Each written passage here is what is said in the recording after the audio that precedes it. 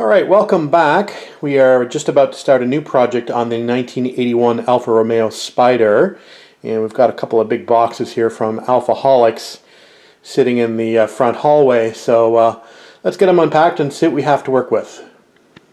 All right, we've got the two big boxes unpacked and the contents just sitting here on the coffee table in the living room, and Micah is less than impressed. Anyway, this is the Alfaholics Sports Brake package. This is their Stage 1 kit. It does come in with two different part numbers depending on the car that you're actually working on. This is part number PACK, so PACK 004. So as you can see, it's got brand new calipers here for the front and rear. It's got the Ferodo DS2500 pads. It's got brand new stainless steel Teflon coated brake lines.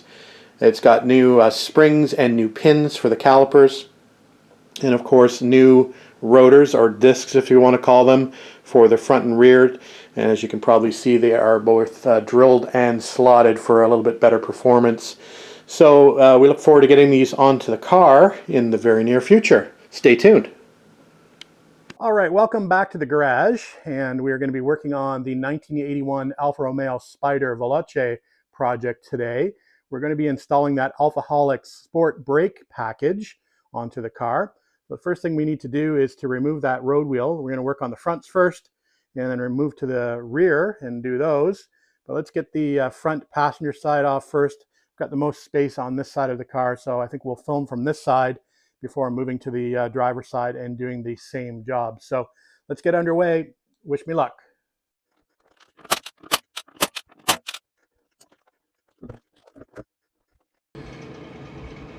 All right, sorry for the fan noise, but that can't be helped. First thing I'm going to do is I'm going to go after this fitting on the back of the caliper on the front here. You can see I've just cracked it a little bit, and I've got some fluid leaking. So you can't actually drain the master cylinder with something like a turkey baster or a vacuum unit. I'm actually going to loosen this fitting. I'm just going to let the brake fluid drip into a container below. I'm going to take the top off the master cylinder to get some air in there, so it'll drain a little bit quicker. But that's what I'm going to do here first. I'm going to redo this, or remove this fitting first. I could have done the actual soft line fitting. There's one there, and then obviously one up closer to the body. I don't know if you can see it up there. That line is going to be exchanged as well, but I figured what I'll do is I'll get the caliper off, I'll get the rotor off. That'll give me a bit more access to get to the soft brake line fittings once the rotor is off and I've got a little bit more access. So that's the plan. There's more than one way to skin a cat, so that's what we're doing so far, is working on this fitting first. All right, we got the fitting loose on the brake caliper, and that is an 11mm wrench, just for your information. Now we're working on the two caliper mounting bolts. Those are 19mm bolts, so you can use a socket or a wrench, your preference. So we're just going to remove those two caliper mounting bolts, and we should be able to remove that caliper off. I do have the fluid just draining here in a cup below from that fitting that we've loosened, so all is good. And we'll proceed to remove the two bolts from the caliper. All right, the old caliper is off and came off without any issues. I don't believe I did change the brake pads on these. These look to be a little bit older, but you can see how much meat is left on them. At least I don't think I changed them last year. But anyway, the calipers are off. So we're just letting that fluid drain a bit more, and then we'll remove the brake rotors next. So we need to remove the cap here from the end of the hub, and then there's going to be a nut and split pin in here arrangement that we need to remove to be able to slide that rotor and hub assembly off. So we'll do that next after we let this brake fluid drain for a little bit longer.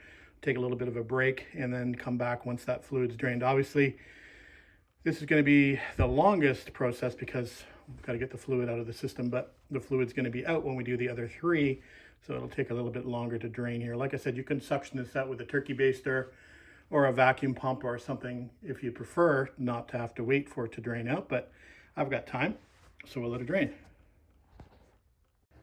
All right, we're just taking this cap off, the dust cap, and underneath it you can see the nut and the split pin arrangement as we mentioned. So we'll pull the split pin or the cotter pin, whatever you want to call it, remove the nut, and the washer, and then we'll be able to remove this rotor or disc assembly from the front passenger side. So I don't know what it is about these Alfa wheel bearings, but the rear bearing always likes to stick, it seems. These were new bearings as of last year, but this one is stuck on the inner one. So we're just trying to get it off with a little bit of persuasion. Hopefully we don't ruin anything, but we're taking our time to get it off, but it is stuck on there. We do have it out a little bit away from the backing plate, as you can see, but it's still stuck on there. So we're trying to wiggle it off without doing any damage. So we'll see what we can do. Okay, got it off with a little persuasion, and you can see it's pretty nice and clean in here. And we did put new bearings in it last year, so bearings are good. Anyway, there's the old rotor. Probably about time for an upgrade. So we'll move on to the next step, which is going to be to remove the flexible lines. Again, still working on draining the fluid. And once that's drained, we'll remove the flexible lines. We have, again, a bit more access now that the rotor is off. So we can just turn the wheel and get a little bit better access there. Remove that soft line, and then we've got some nice braided lines to replace it with. Okay, we've moved the old rotor up onto the bench here, and what we're going to do now is we're going to remove these two little screws here, and we're going to remove or separate the hub unit from the rotor or from the disc, and then we're going to put that onto our new rotor over there. So these two screws here, hopefully these will come out okay. I might have to do a little bit of heat. Let's see if I can get them out first. Then we should be able to just separate the hub and the rotor, hopefully without too much of a problem.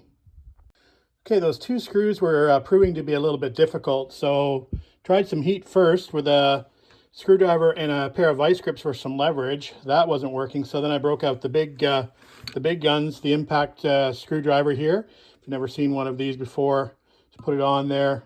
There's a forward and reverse setting on this. Just hammer it with a hammer, and that broke them free. So impact driver to the rescue. So remove those two screws, and then we'll detach the hub from the rotor. Okay, quick look of the hub unit removed from the rotor, and I'm going to do a little bit of cleanup here just with a little brass wire brush just to get some of this old corrosion off. So we'll do that. You can see there's the back. We'll do a little bit of wire brushing here as well just to clean that up. Of course, you want to protect the bearing and the seal, so we're just going to pack some paper towel in there, make sure there's no dirt getting in there. So we'll go ahead and we'll just be careful, like I said, and do a little bit of wire brushing to clean that area up. Okay, we're just about to put our hub on our new rotor. So we have the drilled and slotted rotors, and there is a direction to these. So they send you a little card here. So there is a left and a right. So you want to make sure that you're putting the rotors on the proper side of the car. So this is for the right side. So you want to make sure that the grooves, for example, line up. And they do, so we'll go ahead and we'll attach the hub piece with the two set screws, and we'll get ready to put this back on the car eventually after we swap out that brake line. Okay, we're going after removing the flexible lines. So there's a connection here on the back, as mentioned. So it looks like a 15 mil and a 14 mil wrench. So the 14 mil wrench on the lock nut, a 15 on the brake line fitting itself. And then we've got a connection up here that we also need to undo. I believe it'll also be the same wrenches, so we'll go ahead and remove that flexible line now. All right, quick shot of the old brake line versus the new. So this looks to be the original rubber line. And although these can look pretty good from the outside, they can definitely collapse on the inside and give you lots of problems. So we've got a new stainless steel braided line here, and this is definitely going to give the owner of the car, Doc, a much better pedal feel, I believe. So we'll get these installed back on the car, and then we'll start reassembling the rotor and caliper. All right, new brake line installed and looking good. And we just left it loose over here with this connection to the caliper because we want to have a little bit of swing to make the alignment. So we've just left this hard pipe loose. We'll make sure we tighten that up afterwards, but that's looking good. So on to the next step, which is to get the new calipers ready. So here's a comparison of the old versus the new looking much nicer and shinier. So we've got the new springs and new pins here as well. So we'll go ahead and we'll put the pads in with the new hardware, and we'll get ready to put that back on the car. Quick note on the pins: to get those out, you just need to drift them out from the back side. So there's a little access hole on the back here, and all I'm just using is actually a nail punch, and you can just basically put the nail punch in the back here like so, and then drift them back through. And then they have these little keepers on the end that keep them in place once you pound them in flush. So that's how you get those out, and then you can get the actual spring out as well. And just a quick note, yes, I realize that I actually don't need to remove any of this stuff. I'm just showing you in case you were doing a brake job without actually renewing the calipers and you just wanted to renew the pads. This is how you'd go about that. So that's why I'm going through this step of just showing you how to disassemble the old caliper in case you're just using your old calipers and just changing the pads out and maybe the hardware. So just wanted to make a quick note of that. All right, before we assemble the new calipers, just a quick look of the old caliper completely disassembled with the pads here, the spring and the pins. And you can see here, this was a little bit rusty here. Little piles of rust on the from the pucks basically on the inside. So anyway, I'm glad we're upgrading these, but we'll throw these in the parts bin, and we'll put the new stuff on the car. So let's go ahead and we'll start assembling the new caliper with the new pads and new hardware. All right, calipers are now assembled. It's actually a pretty cool little system that Alfa uses with this little spring plate. So what happens is kind of hard to show you on camera, but what happens is these little pins here, they actually ride in these little slots here in the spring plate. So this fits in here. So what you do is you start this side and you tip the spring plate down and run the pin through it. Then you just tip it back the other way, and while you're pushing down, you again put the pin on top here and then drive it through and set it with the little keepers on the ends of the pins. So those are all ready to go. So just for your information purposes, these are the Ferodo pads. We're using the FCP 11H. So that's recommended by Alfaholics for this kit. So that's what we went with. So here they are installed. We've got the pistons pushed all the way back, so that should fit on the new rotor, hopefully without too much issue. We're just about to get there and find out. We are going to put a little bit of brake grease here just on these pins, just to help these pads slide a little bit as they wear in. So we'll go ahead and do that now, and then we'll move to the car. All right, we've got the rotor back on the spindle. We did re-grease the wheel bearings, so we're good to go there. We just have the locking washer and the castle nut on loosely. We'll set the end float once we get the caliper back on and in place.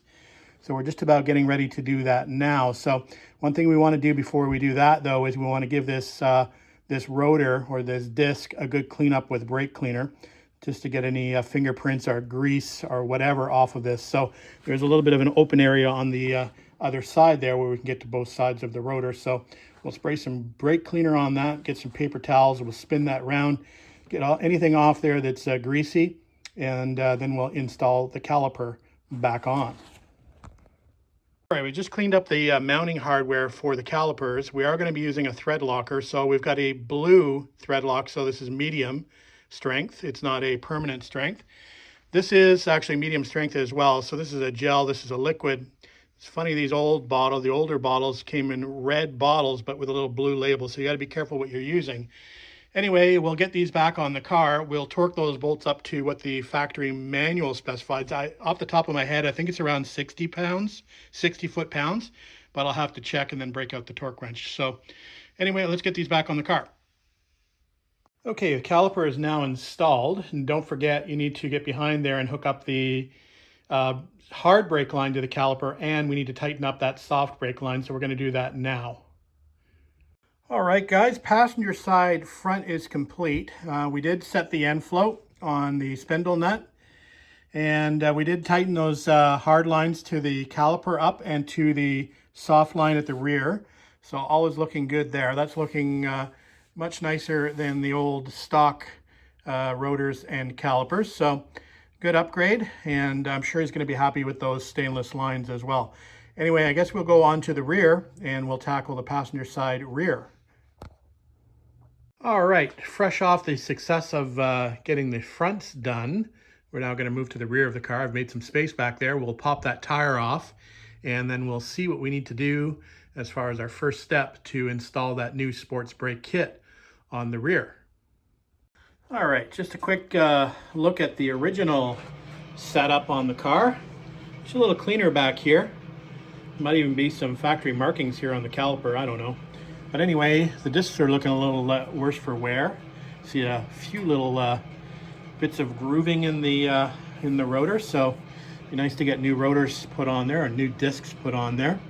So I think what we need to do first in this case is we need to remove the caliper, and I'll have to get behind there to see what it's looking like as far as a brake line is concerned back there.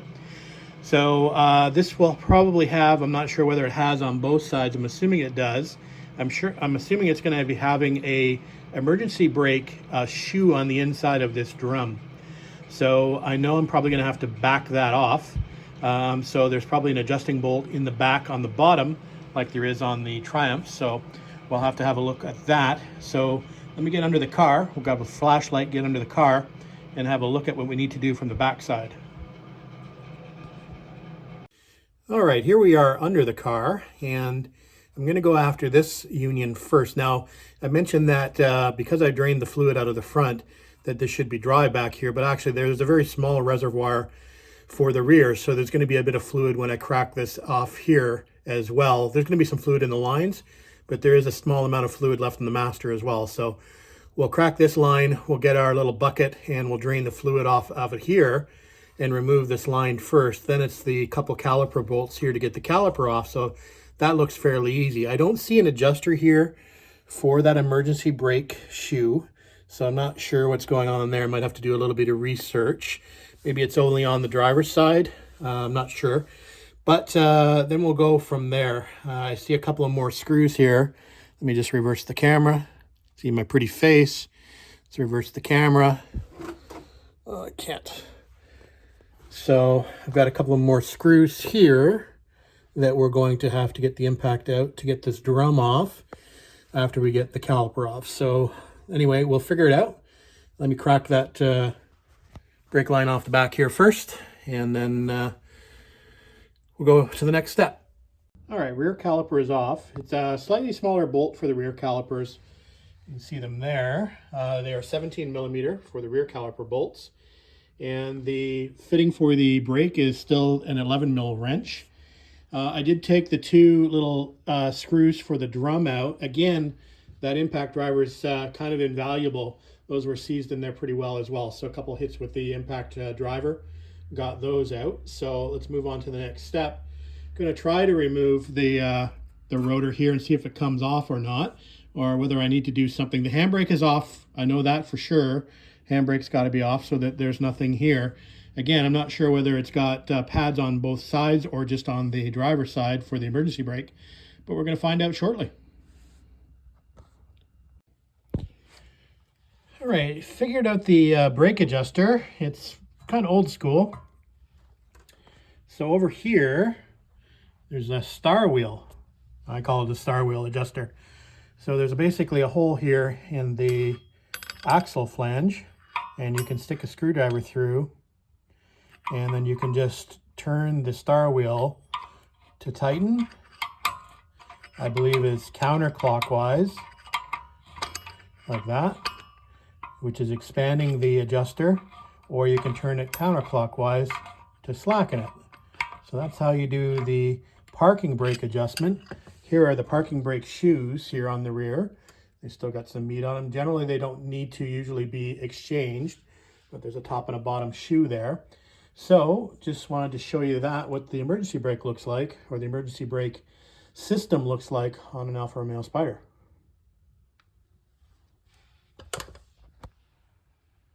All right, we've got our new rotor or disc, whatever you want to call it here, for the rear. So we're just about to clean that with our brake cleaner and paper towels before we pop that on. Then what we're going to do is we're going to play with the adjustment on the emergency brake to make sure that it's just set correctly. So what I'm going to do is I'm going to put the emergency brake on, or turn the star wheel until the drum is completely tight, and then I'm going to back it off slightly until I can get a free turn out of it. So we don't want the emergency brake dragging, so that's the way I'm going to set it up. So we'll go ahead and do that now, and we'll come back when we put the caliper on. We've got to change out the pins and pads on the caliper. We'll do that on the bench way over there as the next step. Okay, it's going to be hard to show you this, but there's the adjustment hole. You just have to line it up with the little wheel inside. So that's locked up completely solid now. So I'm just going to back it off until I can actually turn this drum. So probably right there is probably good. And if I go back the other way, as long as I'm on that gear, you just have to kind of move the wheel until you find it. So here, if I go back the other way, this is now locked up solid. So back the other way to back it off, and that will give us free play. So that's the way we adjust the emergency brake on the rear. Okay, let's put the caliper on. All right, back over to the bench. Here's the rear calipers, and so basically the same setup, just smaller. So we've got our little springs and our pins here for the rears. So we're going to do the exact same process on these as we did on the fronts, just on a smaller level. We have the new pads for the rears, and these are the Ferodo FCP 3H pads. So let's go ahead and we'll put the new pads and springs and pins in the new calipers. Thought I would just take a quick shot of how small the rear pads are in this car. So obviously the fronts do most of the braking in this car. So those are quite small. I've had motorcycles that have had bigger pads than these. So anyway, we'll go ahead and we'll put them in and get them on the car. All right, new pads are installed and the pistons are pushed back. So that's what that looks like with the spring fixing on the top. Again, just a little bit of brake grease we're going to lube these with. Then we'll get them on the car. I just wanted to make note that I'm not sure whether it's possible on the Alfa or not, but you want to make sure that the bleed screw is always at the top. So I'm not sure, like I said, if it's possible to actually flip these around and have the bleed screw at the bottom. On some cars it is, but bleed screw at the top always to make them bleed. All right, quick shot of the rear. That's now complete for the passenger side. Probably a little bit easier to do than the front. Obviously not having to do that hub piece. It's a little bit easier, and obviously these drums come off a little bit easier than the fronts, where the wheel bearings can get stuck a little bit. So although this has the little emergency brake adjuster thing that you have to go through, but overall I would say it's much easier to do the rears than it is the fronts. Anyway, they look good as opposed to that old rusty rotor. That's definitely looking a lot better, with a lot more stopping power. So good to go here on the rear. We'll move over to the driver's side, do the same thing for the front and the rear. I doubt I'll take too much video over on that side unless I run it as something a little bit interesting or different. So we'll just call this side done. I will bring you back when we get to the bleeding process, like I said, unless there's something different that needs to be shown on the driver's side. All right, guys, we're under the car. We're just about to change the very last part of the brake component upgrade, and that is this flexible line that runs here to the T-piece just above the axle over there. So there's a short line that runs from here over to the T-piece, so we're just going to exchange that out. I believe there's going to be a copper washer on this piece over here, so I've made sure that I've got that as part of the kit. So let's go ahead and exchange this out, and then we'll take a last final look and walk around the car, and we'll look at this brake installation package completed. All right, just a quick look of that line installed just before we get out from underneath the car. Hooked up to the T-piece. There was a copper washer on the T-piece end, so make sure you put that on there.